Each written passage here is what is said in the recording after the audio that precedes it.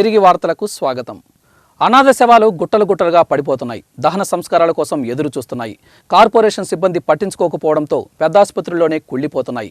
Accident కేసులు ఎక్కువ కావడంతో కొన్ని రోజులుగా ప్రభుత్వ ఆసుపత్రికి వచ్చే కేసులు ఎక్కువయ్యాయి. మరోవైపు కార్పొరేషన్ సిబ్బంది నిర్లక్ష్యంతో శవాగారం కంపు కొడుతోంది.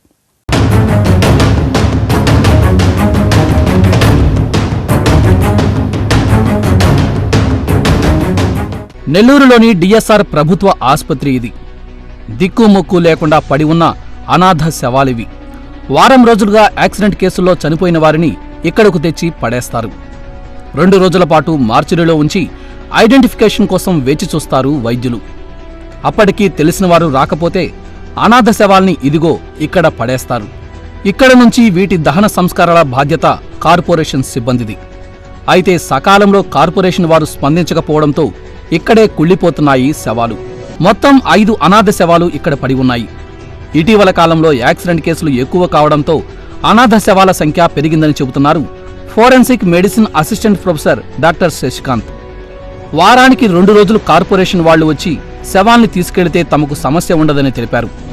ప్రస్తుతం వారానికి ఒక్కసారి కూడా వ్యాన్ రాకపోవడంతో ఇక్కడే కుళ్లిపోయి కంపు కొడుతున్నాయి.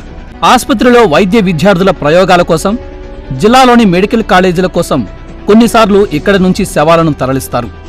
వైద్య కళాశాలలు కూడా వద్దని చెబితే శవాలను ఇక్కడే వదిలేస్తారు. కేవలం 2 రోజుల పాటు మాత్రమే మార్చురీలో భద్రపరుస్తారు. ప్రస్తుతం జిల్లాలో యాక్సిడెంట్ కేసులు ఎక్కువ కావడంతో అనాథ శవాలతో ఆసుపత్రి మార్చురీ నిండిపోయింది. దీంతో 48 గంటలు దాటిన వెంటనే శవాలను బయటపడేస్తున్నారు. అటు కార్పొరేషన్ సిబ్బంది కూడా పట్టించుకోకపోవడంతో ఇక్కడే కుళ్లిపోతున్నాయి శవాలు.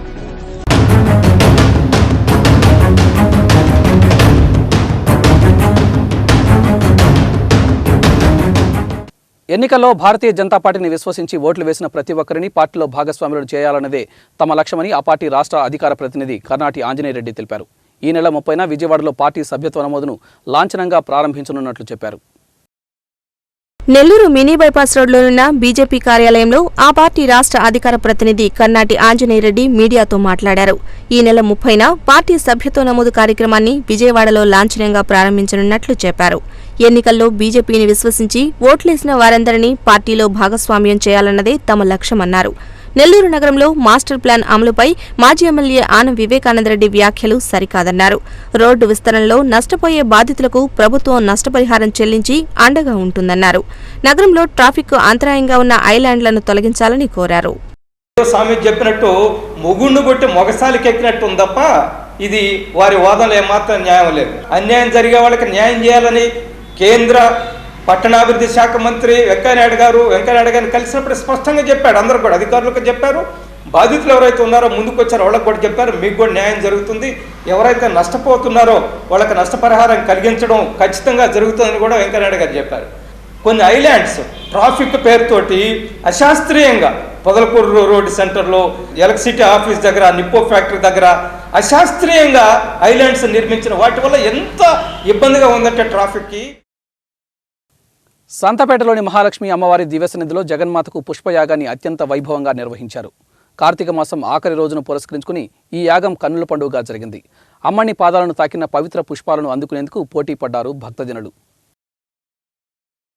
కార్తీక మాసం ఆఖరి రోజు సందర్భంగా నెల్లూరు సంతపేటలోని శ్రీ మహాలక్ష్మి అమ్మవారి దివ్య సన్నిధిలో పుష్పయాగాన్ని నిర్వహించారు. తొలుత అర్చక బృందాల ఆధ్వర్యంలో దేవస్థాన ప్రాంగణంలో పార్వతీ పరమేశ్వరుల ఉత్సవమూర్తులను కొలువు తీర్చారు. అనంతరం విశేషంగా అలంకరించారు.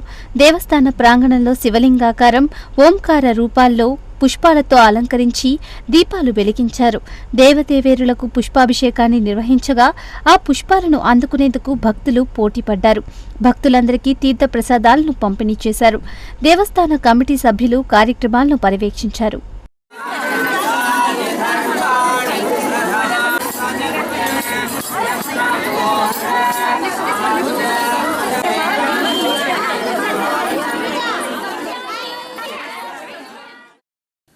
నెల్లూరు నగరంలోని స్టౌన్ హౌస్పేట సాలివీధిలో వెలసిన శ్రీ భావనారాయణ స్వామివారి దివ్య సన్నిధిలో సృష్టి స్థితి లయకారకులైన త్రిమూర్తులకు విశేష పూజలు నిర్వహించారు. బ్రహ్మ, విష్ణు, మహేశ్వరుల విగ్రహాలను ఏర్పాటు చేసి గోవింద నామస్మరణలు చేస్తూ ఆరాధించారు.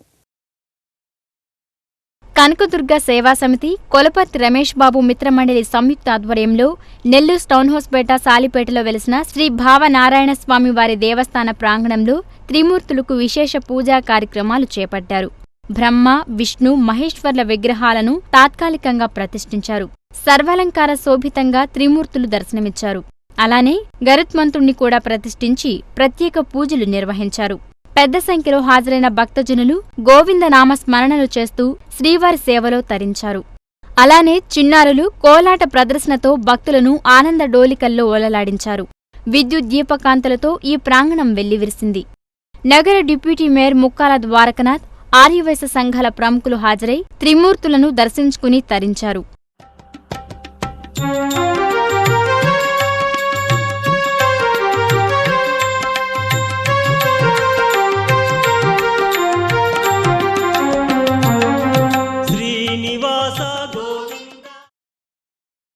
నెల్లూరు టౌన్హౌస్పేట పప్పుల వీధిలో శబరి గిరీశ భక్త బృందం ఆధ్వర్యంలో అయ్యప్ప భక్తులకు అన్నదానం చేశారు. ఈ కార్యక్రమంలో మాజీ ఎమ్మెల్యే ముంగమూరు శ్రీధరకృష్ణారెడ్డి పాల్గొన్నారు.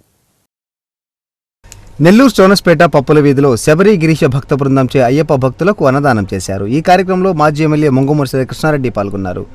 గత 18 సంవత్సరాలుగా భక్తులకు ప్రతి సంవత్సరం అన్నదానం చేపట్టడం అభినందనీయమన్నారు. నగరవాసులకు అయ్యప్ప స్వామి ఆశీస్సులు ఎల్లప్పుడూ ఉండాలని ఆకాంక్షించారు. ఈ కార్యక్రమంలో మాజీ కార్పొరేటర్ ఆర్కేటి శేషయ్య తదితరులు పాల్గొన్నారు.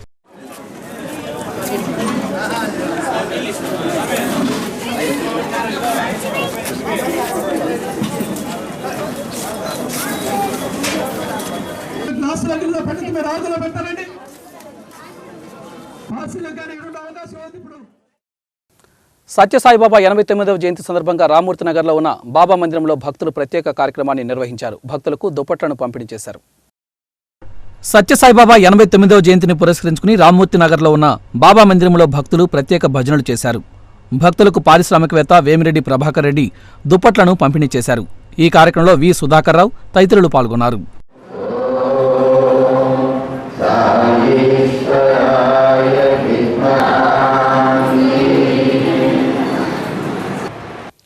కార్తీక మాసం ముగింపు సందర్భంగా వాకాడు మండలంలోని తూపిలిపాళెం తీరంలో పరమేశ్వరునికి విశేష పూజా కార్యక్రమాలు నిర్వహించారు భక్తులు.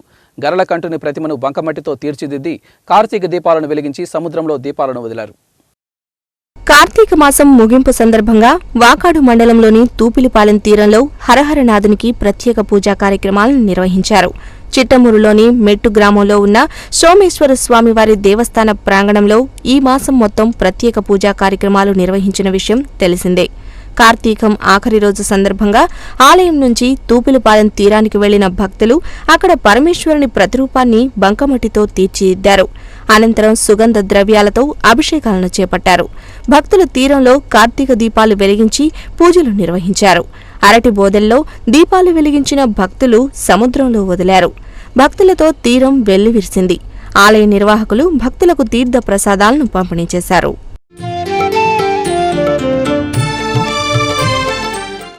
కార్తీక మాసం ముగింపు ఘడియల్లో జరిగిన ఆకాశదీప అవరోహణ కార్యక్రమంలో మాజీ మంత్రి ఆనం రామనారాయణ రెడ్డి కుటుంబ సభ్యులతో పాటు మాజీ ఎమ్మెల్యే వివేకానంద రెడ్డి పాల్గొన్నారు. కార్తీక మాస దీపోత్సవాలను ఘనంగా నిర్వహించిన మూలాపేట శివాలయ నిర్వాహకులను ఆనం సోదరులు ప్రశంసించారు. కార్తీక మాసంలో పలుసార్లు శివుడి సేవలో గడిపిన మాజీ ఎమ్మెల్యే ఆనం వివేకానంద రెడ్డి తన సోదరుడు మాజీ మంత్రి ఆనం రామనారాయణ రెడ్డి కుటుంబ సభ్యులతో కలిసి మూలాపేట పరమేశ్వరుని దర్శించుకున్నారు. ఆకాశదీప అవరోహణ కార్యక్రమంలో పాల్గొన్నారు.